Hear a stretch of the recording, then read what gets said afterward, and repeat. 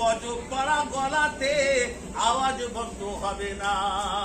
আমার বাপেরা, যে কথা কবি বলল বাবা, যে কথা কবি বলেছে, শুকনো গাছে ফুল এসেছে, ফল এসেছে, পাতা এসেছে। আমার নবী, দয়ার নবী, সেরাজাম মুনির রাহমাতাল লিল আলামিন নবী, সফিউল মুযনবির নবী যখন আম্মা জান খাদিজাকে বিবাহ করেনি বাবা, সেই সময় সুদূর সিরিয়া, মক্কা থেকে সিরিয়া, শুধু সিরিয়ার জমিনে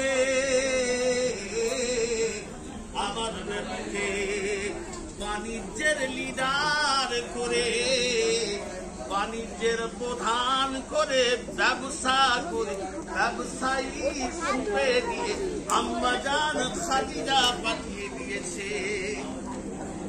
আম্মা জান ওনার গোলামদেরকে বলে দিয়েছে, দেখো দেখো দেখো, দেখো দেখো দেখো, ওরে দেখো রে, আমার গোলাম শোনো, আমার ম্যানেজার শোনো, শুধু মুহাম্মাদের ভুল কাটা বেছে বেছে বার করে নেবে, মুহাম্মাদের ভুল কাটা বেছে বেছে বার করে নেবে। আল্লাহ জাহানের বাদশাহ সিরিয়ার জমিনে হয়ে গেলেন।